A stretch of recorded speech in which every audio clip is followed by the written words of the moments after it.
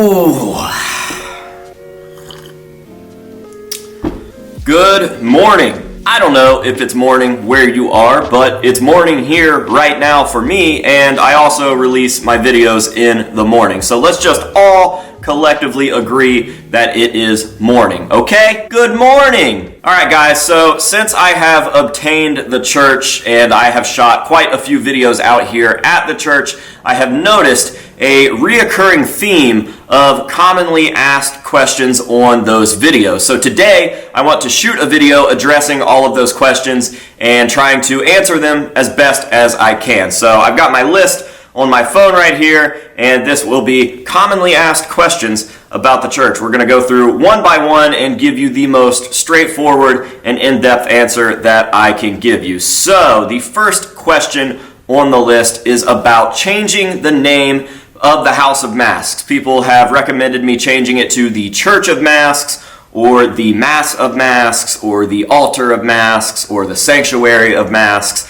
etc. The list goes on, and they all sound absolutely horrendous to me. I will definitely 100% not be changing the name of the House of Masks, because the House of Masks as a physical location is honestly just a very small part of what the House of Masks is in the grand scheme of things. Like, yes, the House of Masks is a physical location, but the House of Masks is also my collection in general. It doesn't matter where it is, my collection is the House of Masks. And it's also the brand.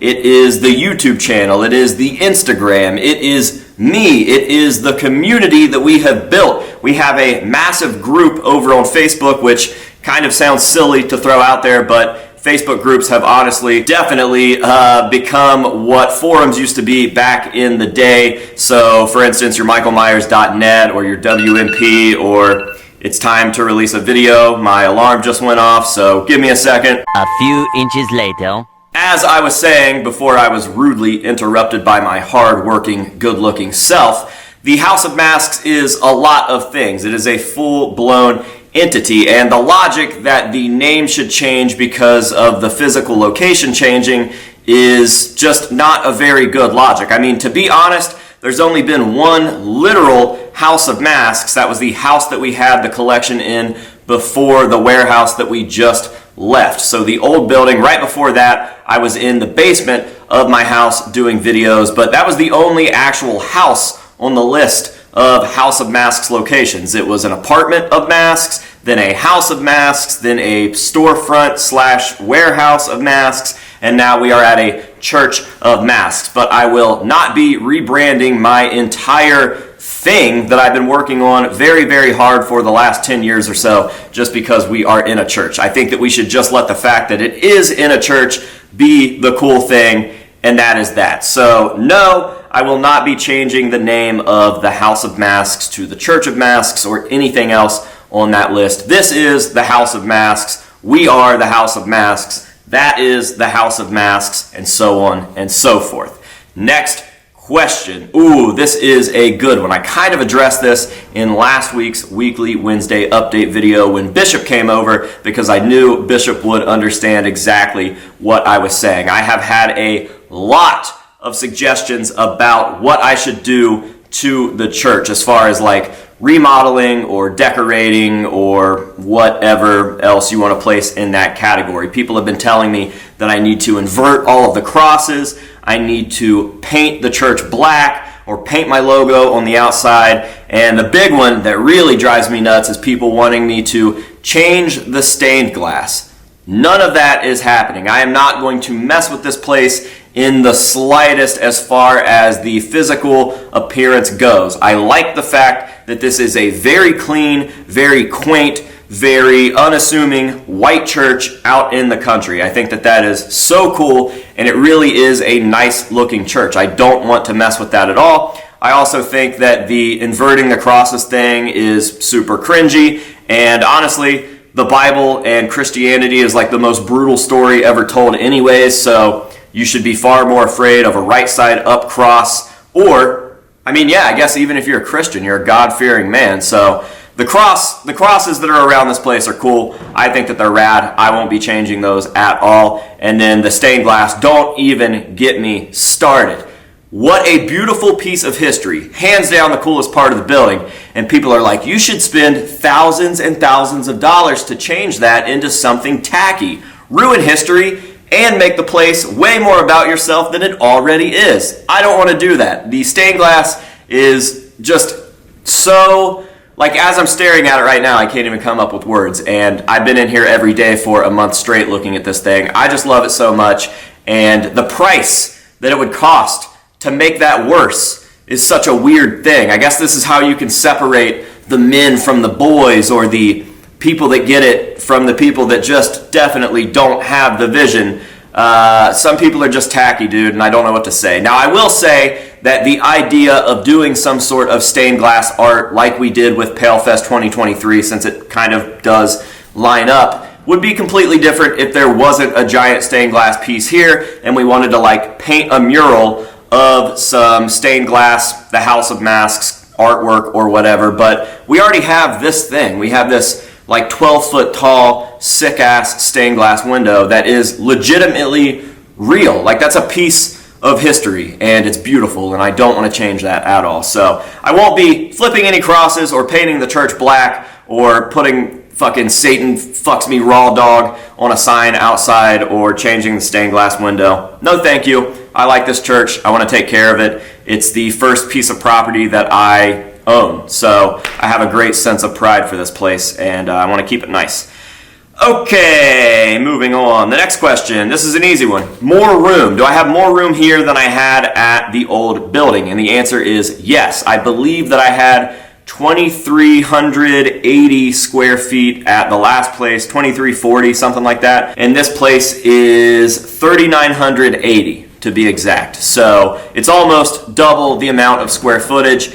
And I do believe that we are going to be doing a lot more with this place than we did with the old place for a number of reasons. Not only do I actually have more room, but I own it. So I can do whatever I want. I don't have to ask permission to do anything. I don't have to worry about the fact that like I'm renting from somebody, so I don't want to fuck their building up or whatever. Like, it's my building. We can do whatever we want here. And it's also kind of an incentive, since I am the owner, to put money into the place. So I didn't want to sink a whole lot of money into the old building because I was renting it. So I was worried about putting thousands and thousands of dollars into it, even though that is all I did for the 5 years that I was there. I didn't want to do anything that was too permanent or too costly and be worried about not being able to take that with me. So I think that with the room here and the fact that it's a far, far nicer building in terms of the build quality, it's also a lot newer. The sanctuary is pretty old, but all of the rest of the building is pretty new. It was built in like the mid-90s,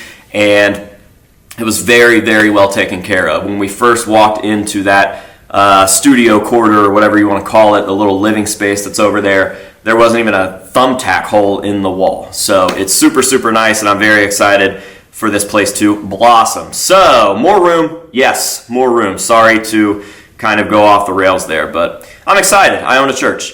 Okay, living here. A lot of people want to know if I am living here.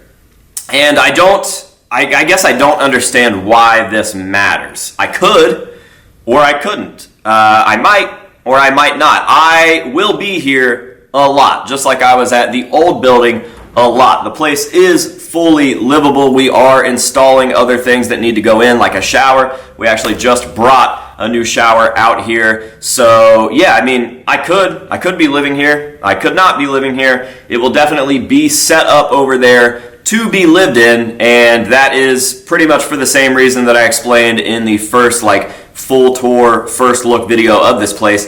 I have so many people that swing through Ohio anyways. We're only about 30 minutes away from Columbus at this location, so a lot of touring bands are going to swing through, and it's always nice to give those people a place to stay for free so that they're not spending hundreds of dollars for a night at a hotel or trying to live in their van or bus. It's nice to have people come visit and give them a little bit of freedom on off days or whatever. And we do so many projects as well. So even if a band's not touring, maybe somebody's coming through because we're shooting a music video, or just visitors in general that want to come hang out with me and do Chillicothe stuff or whatever. So there will almost certainly always be someone here.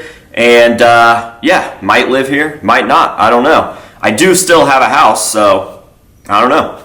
Your guess is as good as mine. And that brings us to the next one. Am I worried about break-ins? Absolutely, 100% not. First of all, there's nothing in this church worth someone's life. And even if somebody did risk it and pulled off some crazy mask heist, what are they going to do with those masks? I mean, you can't sell them. Everybody would know where they came from. And then it's just, that in itself is pointless. So I've never really been worried about that, because essentially somebody would have a bunch of worthless latex that they couldn't even show off, let alone cash in on.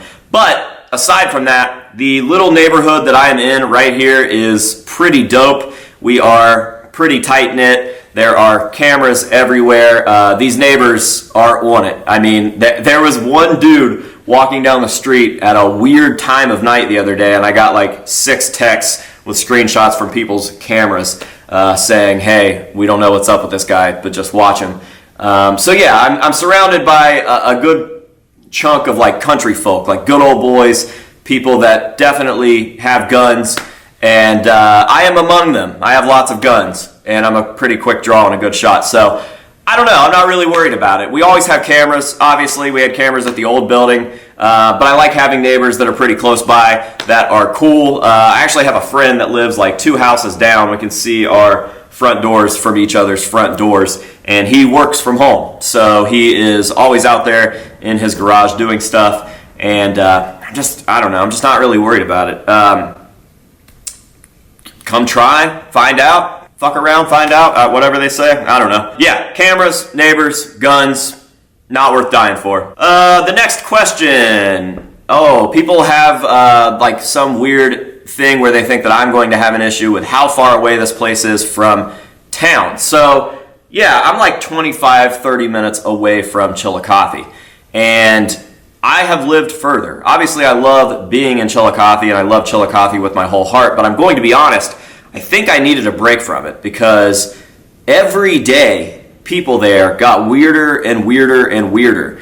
And I won't lie, since being out here, I feel such a strange sense of peace not having to worry about these weird weirdos. And honestly, it's only like a handful of people. There's one guy in particular that's just a legitimate fucking psychopath. But yeah, dude, I come out here and it's like, it's sunny, and it's warm, and you just hear chickens and goats outside, and the sky's pretty, and it smells good, and at nighttime you can see all of the stars, and we've got like the cool hangout side that's almost completely separate from the work/collection side. So when you walk over here, it kind of feels like you're checking in, and you can check right back out. And I don't know, we ride the pit bikes out here, and it's really, really cool. So I don't mind the drive. A 25-minute drive is pretty simple, and I've kind of reconfigured my schedule to fit that. So that makes things a lot easier. It's like I'm not eating out for every meal now because we keep food here. And I don't know. I'm not worried about it. I've lived twice as far away from Chillicothe at certain points than I am right now, so it's just a little drive for me. I don't know. I don't think that it's too bad, and honestly, being away is really, really nice. I think I needed the break. So yeah, with it being that far away, I guess it kind of leads into the next question. People want to know if this one will be open to the public, and the answer is no. Never, ever, ever, ever, ever. And I honestly never wanted to open the warehouse or the building or the storefront to the public, but it just kind of seemed like a common sense thing with the stuff that we were trying to do. Coffee break, please. Had to wet my whistle. It just kind of seemed like the thing to do with what we were trying to accomplish and where we were trying to take the House of Masks and Paleface at the time, and that was we were heading in the direction of conventions. Obviously, we have Palefest, and we wanted to kind of give everyone an incentive to come to the festival outside of the festival. So for the open house, we opened it up. It was my first meet and greet, and it was an open house. It was a chance for everybody to come see the place, and that was supposed to be the only one ever. Like, this is it. Come see it or don't, and then that's that. But we had such a good turnout and such a great time that before the doors even really closed and all of our friends went home, we were just sitting there hanging out. Once we got everybody that came to visit out the door, we were just like, dude, like, that was the sickest thing we've ever done. We have to do that again. And that's kind of what gave us the idea for the first Palefest. Of course, that first Palefest happened right next to the building, so we opened the doors again, and then it just became a thing. It was like, yeah, like Palefest and go see the House of Masks. And for the last Palefest, Palefest 2024, we had decided that that was it. That was the last time that we were ever going to open the doors to the public, and that was before the move even came into play. We didn't have any idea that that was going to be happening. I found out about the move 2 days after Palefest. So yeah, we had made videos letting everybody know, like, if you were on the fence about coming to Palefest and you ever want to see this location, then you need to come, because this is the last year that it will ever be open to the public, and then that was going to be it. But since this one is even further away from town, and because it was never my intention to have the House of Masks be a toured thing, an open to the public thing, this one will definitely not. This will be far more along the lines of like my own personal private fantasy factory than the other one was, and that is because I never really wanted the other one open to the public, but it happened, and then I kind of catered to the general public from the studio forward up to the front door, but also because there are just so many more options here to do the things that I've always wanted to do. For instance, we're going to put a pit bike track out back. We're going to have a mini ramp in the sanctuary. The sanctuary won't just be the mask room. It will be the mask room, but it won't just be the mask room. So we will have the full collection in here, but we will also have this cool little hangout area. I've never had a hangout in my mask room. It feels really good to have a couch in here, and a table in here, and a guitar that people can fuck around on, and a TV right here in front of the stained glass window. And we can just hang out. We just chill. Like, even when I'm just doing work, my friends can sit in here and hang out, and it's rad. I love that. So, yeah, long answer short, no, this one will not be open to the public. But I will say, at the end of summer, we will have the most, like, banging ass housewarming party ever, and it's going to be invite only, very, very exclusive, and I would assume that the videos that will come from that are going to be pretty good. So I did mention the mini ramp in that last question. That will bring me to the last question that I have on this list. Maybe we will give it another month or so and do another set of questions about the church, but for right now we have the last one, and that is people that are concerned with putting the mini ramp by the window. They're like, aren't you worried that a board is going to go through the window? And the answer is absolutely not, or else I wouldn't have the mini ramp next to the window. And I would say that if I didn't fully think that there is no conceivable physical way for a skateboard to be launched through that window, that I would be putting the mini ramp there.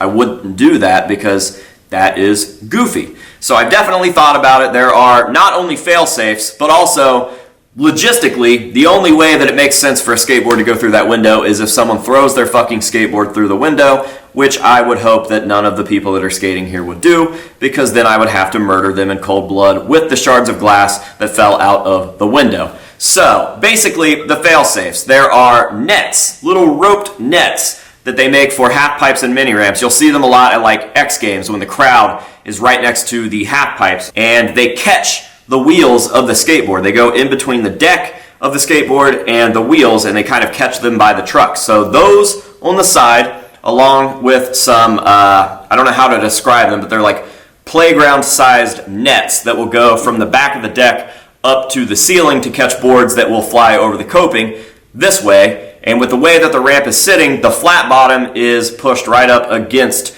the stained glass window. So, I'm trying to think. I'll throw a little piece of art up here to show you exactly what I'm saying. I don't think anybody will even fall into the window because there will be a TV and some other stuff in front of the window, skateboard decks, that type of thing. So yeah, I've never seen a skateboard take off from the flat bottom and go sideways and up, and I just don't think that that will work. We will have the ropes on the side, we will have nets on the back to protect the collection and whatever is behind the ramp, and then there are obviously some things in front of the stained glass window. So I really don't think that it's possible. If I thought that there was even a 1% chance that that was going to happen, then I just wouldn't put the mini ramp right there, but I really don't think that that is possible. So there you go.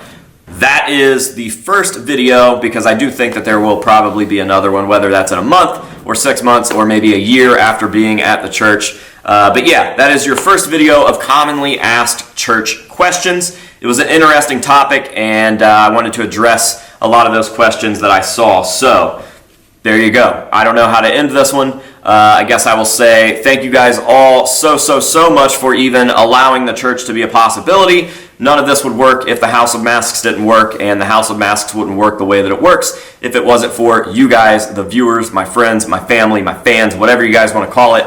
I love you guys and I appreciate you. If you would like to further continue your support, I would highly recommend going over and signing up for Patreon. It's only $5 a month for you, but it makes a huge difference for the House of Masks. And even if you're the most greedy sumbitch there ever was, that $5 is going to get you a lot on top of just I don't know what the word is. It's going to give you so many perks and rewards for your greedy little pockets, but also you're going to get the gratitude or the satisfaction of knowing that you have supported your favorite mask channel. So, patreon.com/theHouseOfMasks, link down below.